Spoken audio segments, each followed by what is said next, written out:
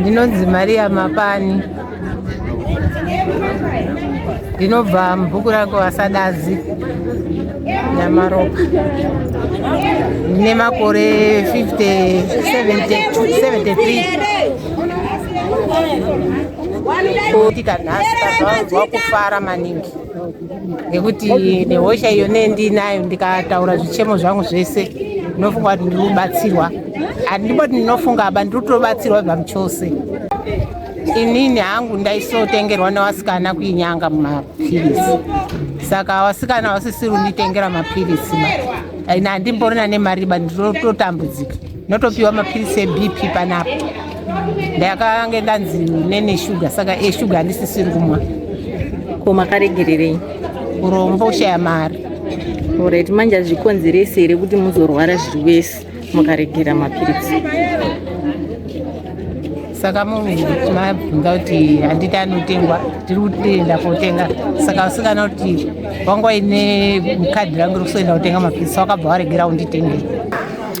Ini ndinoitwa Michelle Sylvia Sanyatwe, Secretary for Health DCC Nyanga. Chekutanga tinoda kutenda Honorable Deputy Minister Home Affairs vanova MP vedu kuno vatiri kushanda navo zvakanaka, vari kutibatsira kuti tikwanise kupatna nevanhu veTel 1 vari kuuya kumedical outreach iri kubatsiridza vabereki vasingakwanise kufamba long distances, vasingakwanise kusangana nemadhokotera.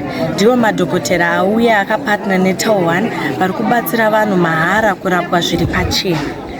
Ndiyo program iri pano, haisungoitirwa pano basi muNyamaropa.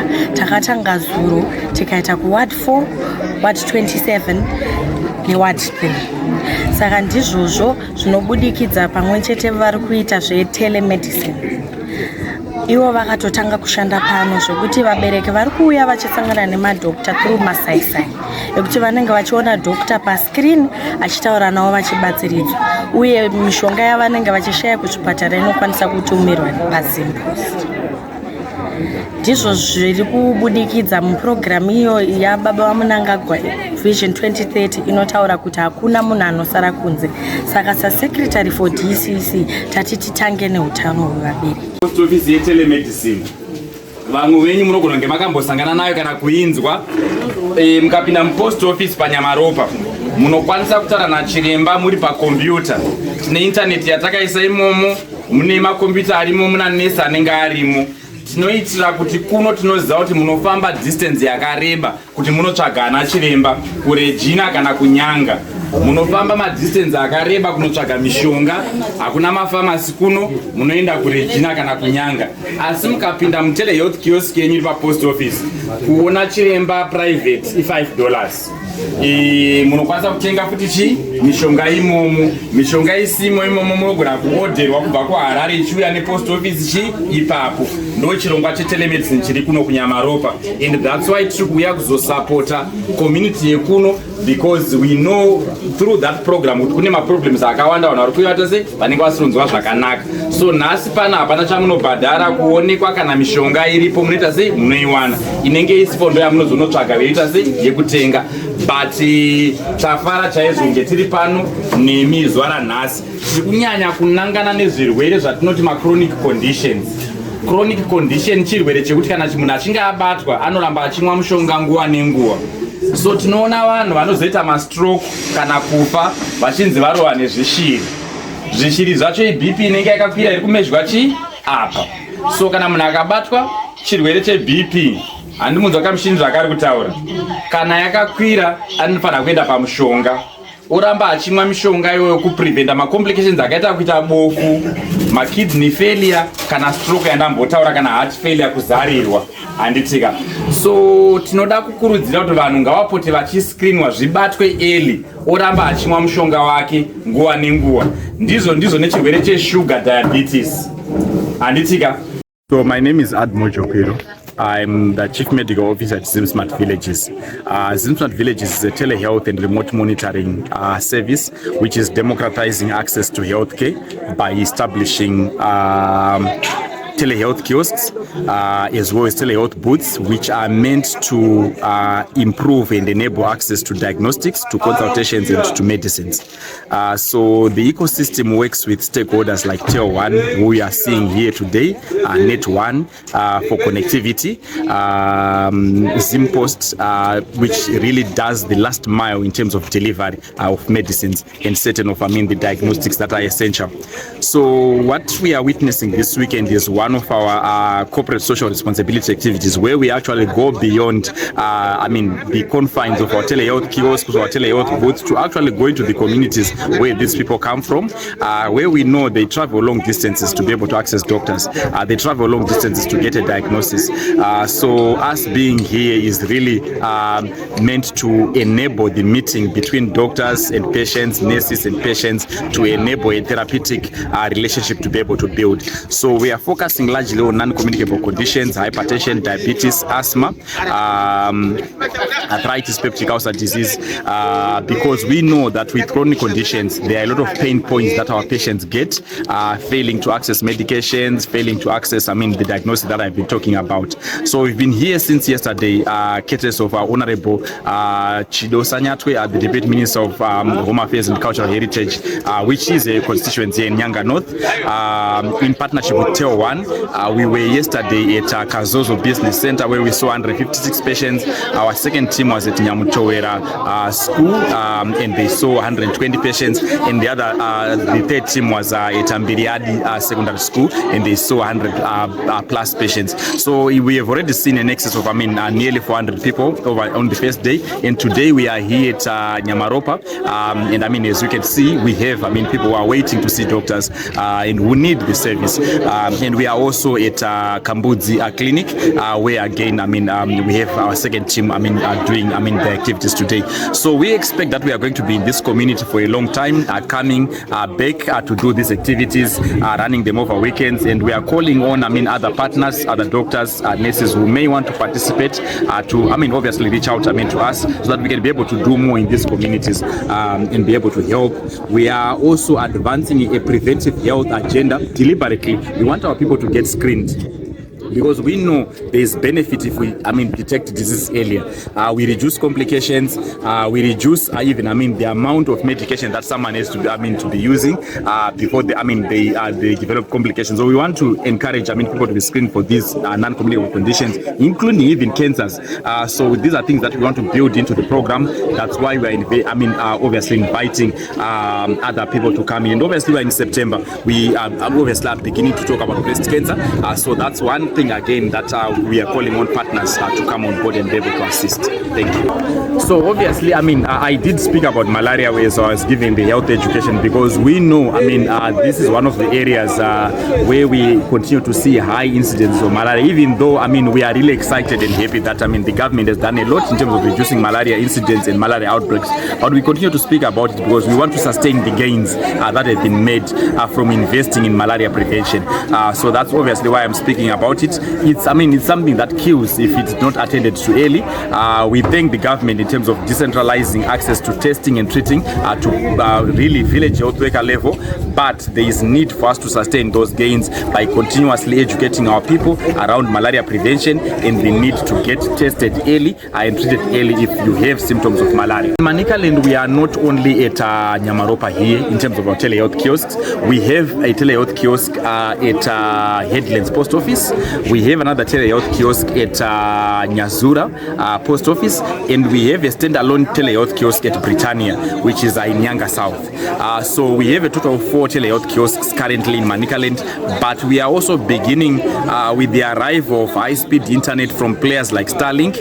We are going to be further decentralizing telehealth access through telehealth booths in smaller rural business centers within communities, places like Azozo, where we were yesterday, places like Nyamutowera. We are really going to be further decentralizing access to telehealth, because with the availability of fast internet, telemedicine becomes very feasible and very possible. And if we have already demonstrated with the proof of concept here at Nyamaropa, this is something that we are going to be pursuing relentlessly, because we do have the desire to really democratize access to healthcare.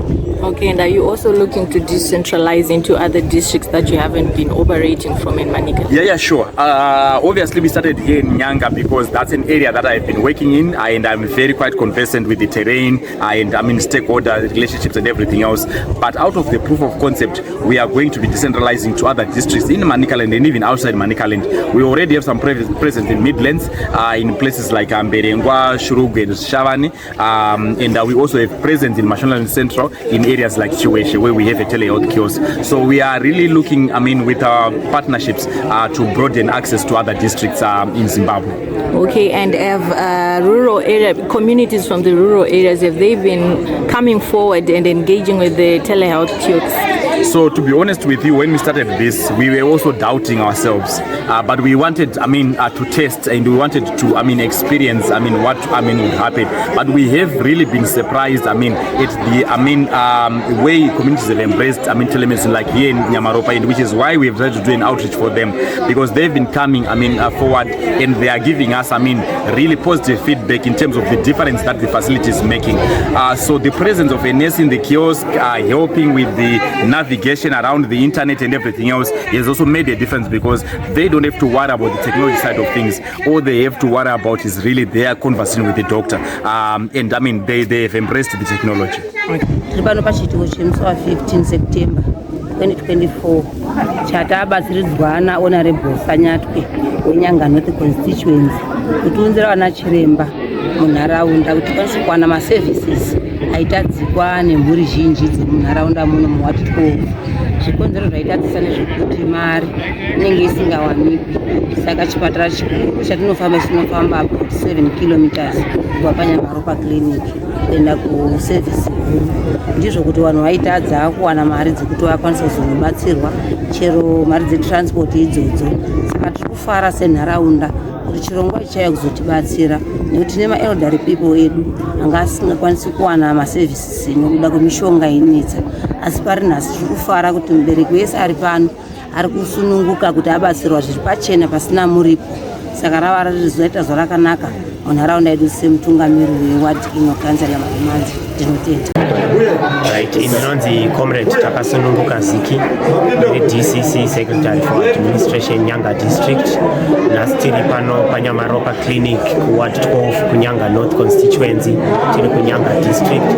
Tine program iriku itwa kuno over the weekend kubva nezuro nanhasi